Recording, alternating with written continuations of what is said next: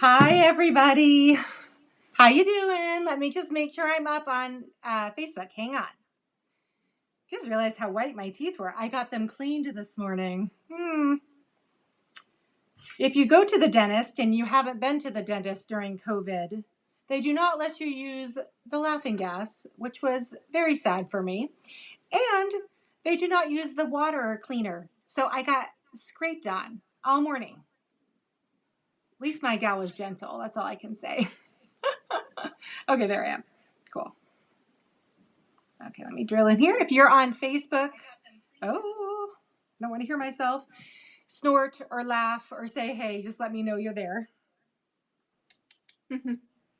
Okay, so today is Wednesday, one of my favorite days of the week because I get to shine my spotlight over on another Boss Babes business. About a year ago, I was really convicted that us ladies in a predominantly male-dominated industry need to stick together. And I generally have my guests in two different categories, actually three different categories. One would be another featherweight boss babe like Karen Lee that we had on from Newburgh, Oregon, or Alicia from Featherweight 38 in Dayton, Ohio. I've had some authors on. I've had some shop owners on. I had Madame Askew on, my good friend, who's a performer, and she teaches sewing classes in corsetry because she's a costumier.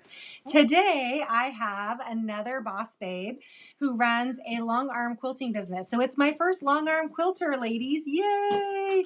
And she's hilarious and fun. Richla, no pressure. I just totally built you up. So I'd like everybody to welcome Richla Ramsley from Got Quilts with a K onto the show. Hold on, let me grab her. Yay, welcome. Hi. Hi, how's it going today? It's going really good. Today, we have a bunch of comments. Hi, everybody. Hang on, let me just make sure. Oh, Jeanette Keller, our mutual customer, is on Richla. Oh, yay, hi. And Lisa. Hi, Lisa from Connecticut. Oh, gosh, everybody's on. Hello. Okay, so let's get this party started. I thought we would start off first. First of all, girls, I think I've told you all on previous lives that my whole goal of having Richla on the show today was to tell her how much she needed a featherweight. Because she posted that beautiful featherweight picture and it was this beautiful pink featherweight, and then she tells me it's her friends and I'm like, what? You need a featherweight. She works on the big machine, so we need to try to tell her why she needs to have a small machine. So Richla, where are you located? I'm located in Redmond, Washington, so not too far from you, I don't think. No, what part of Redmond? I'm over on English Hill area. Oh, okay. Yeah. I'm actually on the backside of Rose Hill, so I'm closer to Kirkland. Oh, yeah. Than Redmond, but yeah, got you. That's a cute area. Yeah, it is cute. Yeah. I like English Hill is very cute too. Yeah, very cool. Very cool. I always tell people I'm like just 4 minutes from Microsoft. They're like, oh, we know where that is. Okay. And I don't know if you can see over my shoulder, but that cute little featherweight, can you see it? Oh, that is so cute. Yes, my girlfriend Carolyn let me borrow that because I was like, I can't do a show with you, Darlene, if I don't have a featherweight. So, well, thank you, Carolyn, for lending that to her. She was. She has 3. Oh, well, yeah, because you collect them like grandkids and cats. I mean, they just come to you. That's what I've heard. That's what I've heard. And I've heard it's kind of my fault while some people's collections are growing. So husbands, I apologize. So tell us a little about your business, your long-arming business. How many orders do you do? How long have you been long-arming for people? Do you do custom work as well as edge-to-edge design? So give me the rundown. Well, I started my business almost 10 years ago. I was pregnant with my daughter. Actually, yeah, it's been 10 years. I learned to quilt when I was pregnant with my daughter, who's now 13.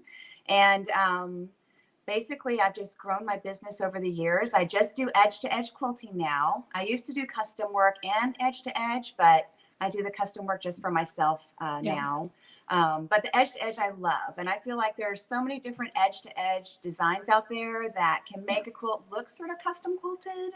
And I'm even thinking about starting a new service called the kitchen sink, which is basically putting like 4 or 5 edge-to-edges on the quilt. You know Oh, what I mean? I like Have you that. seen that done before? Like you pick a couple textures and maybe some 3 edge to edge. So I'm I thinking think about that's a great that. idea. That Do could be you know a fun. Yeah. Jolinda Ramsey? Huh? Do you know a Jolinda Ramsey? That's my sister. She's on here with your Is mom. she? Yes. Hi, Ramsey ladies. Hi. They're all like, "Hey, she can't read your comments. I'm the only interpreter." That's right. I can't see the comments at all. Oh, they figured it out. I'm so Well, glad you guys are on. so are you full time with the long arming? I am. And especially since COVID hit, one of the blessings, I guess, if there is a blessing in all of the COVID business, is that we're staying home. I think a lot of us are finding extra time. We're not running around and crazy with the kids as much. Yeah. And so I've been really working on trying to just regrow my business a little bit. From the long arming perspective, I'm trying to stock fabric as far as Tilda fabrics go because I love that fabric designer. And What kind of fabrics? Tilda. Oh, Tilda. Yeah, so if you've never heard of Tilda, you need to visit Tilda's World. I think you And posted something from there, right? oh, be prepared to just be inspired. I'm enamored with her. But yeah, so I pretty much do this full time now during the COVID stuff. Once school starts in the fall, if it starts in the fall, might be a little bit less. But yeah, I do now maybe 15 to 18 quilts a week. I don't get to post them all, but that's how many I do on average per week, edge to Did you edge. say 15 to 18 a week? Yes. Oh, Yes. sweet Lord, that's a Yeah. lot. That's Yeah. 3 a day. It is. I do 3 a day. If they're really big, then I might only get 2 done a day. But then usually there's baby quilts in there too, so then I might knock out 4 or 5 in a day. I thought I was busy when I long armed, and I would do 16 to 20 a month. Oh wow! But I was also doing custom work at that point, so some of them were like one quilt could be 20 hours. Oh so. yeah. Custom work takes a long time. You're really Yeah. putting your heart and soul into that quilt. I mean, not that you're not with edge to edge, but with Right. custom, you're really taking a closer look Yeah. at the quilt and how you can enhance the piecing, or applique work. So Right. yeah. And I'm sure much like with you, like for me, it would be all about highlighting my customers' work, not my own. So Right. it's actually the most humble of the jobs because you need to tone back your own creative spirit, if you will, because it's not about you. It's about making sure that the hero of all of the quilts that come through your studio is your client's work. Right. And we talk about that a lot with thread choices because I always say if we pick a strong thread, then I'm going to be the star of the show and not Right. you. Yeah. So I tend to steer most people, unless it's a very organic type of edge to edge design, I try to steer them to more neutral threads so that way their work shines, just like you said. Right. So what kind of home sewing machine do you work on? So when I was pregnant with my daughter, I tried all different kinds. I met some wonderful women who taught me how to quilt because I didn't know how to quilt. I tried the Berninas and the Fofs and what else is out there? But anyway, I ended up with a Viking. Okay. It was one of those things. I test drove so many different kinds, and I'm one of those people. I sit down, I know. I just know. It's like a car. When you sit in a car and you know that's your car, that's it. Yeah. So I just couldn't find my machine to save my soul. And then one day I happened to randomly be in a Joann's Fabrics when they still had Vikings for sale in the center of them there in Bellevue. Yep. And I was in a hurry and I walked by and that machine just sang to me. And I plopped down and I was like, this is my machine. And I walked out the door with it. Nice. So there you go. Once a decision is made, that's it, huh? It's made. It's done. I didn't even do that much research. I started quilting in my first year of marriage, which was actually come February, it's 25 years. Holy moly, wow. have I been married for 25 years. Wow. And my wonderful mother-in-law, who was the bad influence, she gave me a Kenmore. And because I didn't have a sewing machine. My mom had a sewing machine, but she still had it. And so anyway, my mom-in-law gave me a sewing machine and I was off and I only did about 1 or 2 quilts on that Kenmore. And I was like, this is not, my skill set grew so fast. I grew past the machine I had. Mm-hmm. And so I just, not knowing any better and being a young, dumb 20-year-old, thought, what's the most expensive machine I can buy? Oh, no. And I went and bought a Bernina. Oh, okay. And I mean, I didn't know any better, and so that's all I had. Well, shoot, that machine that I bought just died like in the fall. Yeah. Like I had it for Ah, that long, so they might be expensive, but they do tend to last. And it was the yeah. motherboard that died on it, which is nothing I could do about it. But by the way, your dad is on here too. He is, Oh but boy. Dad. Rishla's dad is on here too. Woohoo. So anyway, my love affair didn't start with the featherweights until I was a solid 10 years in, and I had started teaching some machine quilting classes and taking quite a few classes, and I was carrying around that big heavy Bernina with me. And I finally, one day in a haste on my way to Undercover Quilts in downtown Seattle when it was still in the market, Oh I yeah. yarded my Bernina out of its custom sewing cabinet and I snapped the handle right off. Oh no. And I was like, oh snap, now what do I do? Now what do That's I do? And it was just a few weeks before that our mentor, Dave McCullum, Mr. McCullum from Featherweight RX, was in talking to our guild. And I have to admit, I was all of 29, 30 years old. I was at Guild to talk to my friends. I could have cared less about the dude standing on the stage talking about yeah. antique little machines. I have a Bernina. Why would I need an antique little machine? And then when I snapped the handle off, I got home and from that class, and I told my husband, I'm like, you need to find me one of those little black machines because I am never doing that again. And so my husband went and found Esther, and Esther is still in my personal collection. I name all of my featherweights. Oh, It's a thing. nice. So Nice. even if you don't have like, a lot of people tend to name their machine after like influential people that taught them how to sew, or their grandmother or their mom, or maybe it was like their machines. Right. If you can ever find out the original owner's machine name of the machine, that it's a tribute to name the machines after them. But I was gonna pick a name on Google. I was just gonna Google most popular female names 1952, because that's Okay. Esther's a 1952. All right. And instead, my husband was cleaning her up for me, and he comes in and he said, "Hey, this machine has a name. Or you were going to name her, right?" And I said, "Yeah." And he goes, "Well, she has a name." And I'm Oh. like, Oh. "Nope, you don't get to name my featherweight." And he goes, "No." Aw. He goes, "No, I don't want to name your sewing machine." He goes, "I mean, she literally has a name.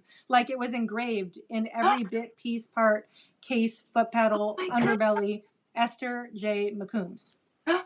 Well, there you Isn't go. that cool? That is very cool. So Esther came with a name. The rest of my machines I named, and one of them, most recently, my tan acquisition, I actually let all of my gals. We drew names and hats, and I drew Charlotte, so her name is Charlotte. Oh, nice. Nice. So when did Featherweight start? They started in Where were they 1933, created? so that was the first. Whoa! Sorry guys, kick the camera. Don't do that. Whoops. They started in 1933 and they were produced through 69 pretty sporadically after. So there were 3 plants, Okay. one here in the US in New Jersey, Elizabethport, New Jersey, one in St. John's Bay, Canada, and then the Kilbowie, Scotland, which they call the UK plant or the Great Britain plant. Oh. And after they closed Elizabethport, New Jersey in 57 in the US, overseas was still making them, Great Britain and the Canadian plant until they shut down. But they were pretty sporadic after about 57. Okay. And there was 1.2 million machines made over the span of their manufacturing decades. Wow. So a lot. Okay. And you they're getting said harder 50? to find though, and COVID has not helped because people have started, kind of hoarding them. They call them collections so that people can't call them hoarders, but Yes. because these machines they're just timeless. They don't have a motherboard or a circuit board or anything that just decides it doesn't want to work. One day it just sews until you need a break, and when you need a break, she probably needs a break. Gotcha. But yeah, there's no replacing the neck space of a modern machine or any of the more sophisticated decorative stitches. The thing about the featherweight is that you have to just want a machine strictly for piecing, and then some machine quilting on smaller projects because of the restriction within the neck. I just posted a quilt this week, and it's a huge lap quilt that I did all on my Featherweight as a quilt as you go. Yeah. So there you can do that kind of stuff and make bigger pieces, but generally speaking, it's lots of piecework and in smaller projects. Because I always tell people in my machine quilting classes, when you get into a bed size quilt, you hire a long armor.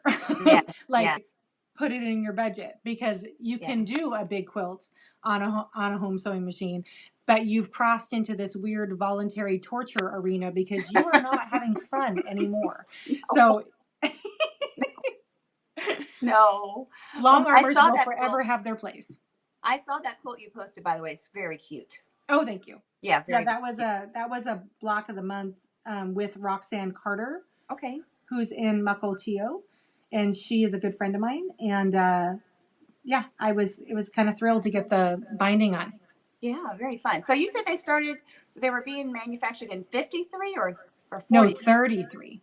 33. Yeah. Okay, gotcha. So is that what, so did they replace the treadle? They were, so what Singer was doing at the time was making sewing machines that required a box or a piece of furniture to sit in. Okay. And they wanted something that was not only tabletop, so it could sit on its own, but also was lighter weight. So Okay. all of the machines up to that point were made with steel, and they were like super duper heavy. And they poured the Featherweight as a cast aluminum body, which cut the weight in half. So the Featherweights only weigh 11 pounds. Oh, okay. Yeah. Gotcha. Yeah, they're So they're lightweight. Yeah. portable, lightweight. Yeah.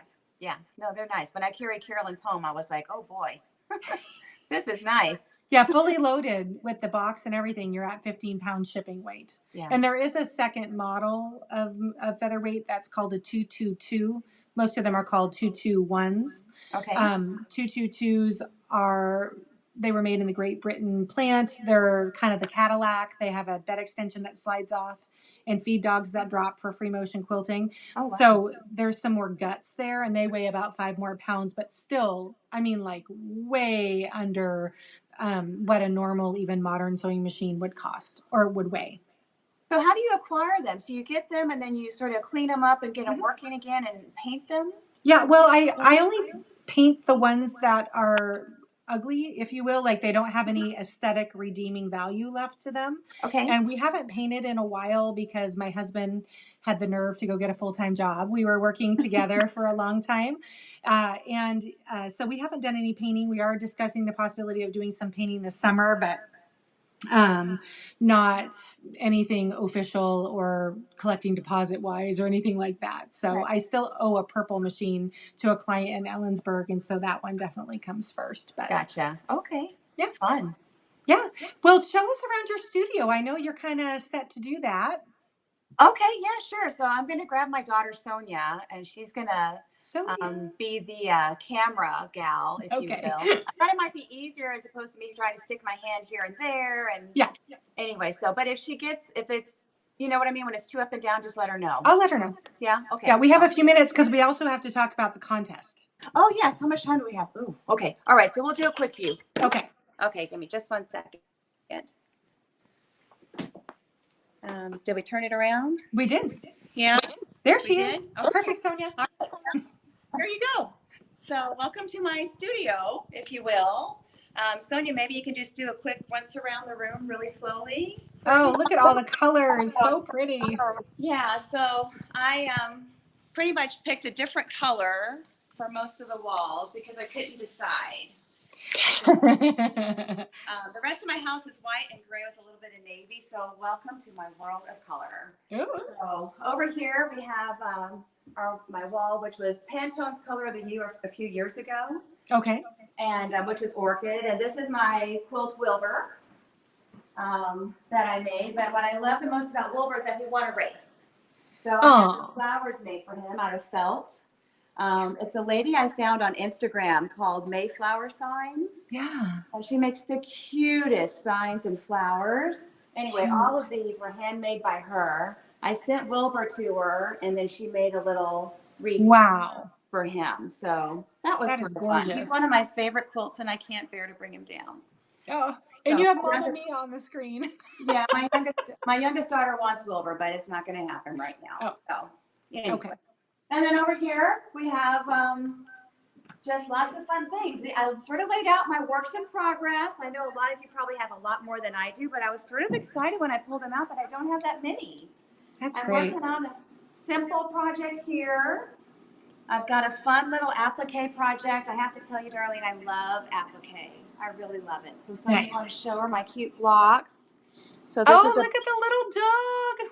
I know. So this is a Bunny Hill quilt that I've been working on. Oh, I love her designs. Yeah, Love those designs. Here's what it is, but I'm sort of reimagining it in my own fabric. So are you doing raw edge applique or is that fusible applique? So what I do is I use the freezer paper method where basically you will, Sonia, can you zoom in here really quick, closely? I use the invisible thread in a zigzag stitch. Oh, okay.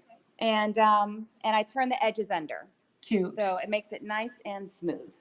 And then over here, I'm working on another one with my friend Anita from Bloomin' Workshop. It's called the Raven. Oh my goodness. Except again, I'm reimagining it. So you can see, I like bright colors. I love your low volume backgrounds. Yeah, I'm sort of scrapping it up because I didn't have all the same background. So I've decided to use different ones. Oh, I love that. For the background. Wow. So, yeah. So I'm halfway through with this one, but it'll be a while because, you know, applique takes some time and I have to be in the right frame of mind to do it. Yes. Over here, I've got my fabric stash. So I will tell you that my studio generates a lot of dust and generates a lot of dust bunnies. So I used to have all my fabric stuck behind my cabinets and I couldn't see it. So I went to IKEA and I got these cabinets with the glass shelves. Nice. And the glass front. So my fabric's all protected, but now I can see it all. I love that. So, and I put the little lights on. I don't have them on, but I stuck the little lights I got on Amazon at the top, and so the lights will turn on. Very nice. So yeah. And then these are some projects I've made. I made Foxy. Foxy is from Tilda. And Cute. I made a bowl. And this is how I'm feeling right now during the coronavirus. My sister got this for me a long time ago. And that's me looking in the mirror every night, looking how much bigger I've gotten from all the peanut M&Ms I've been eating during Uh-oh. Yeah.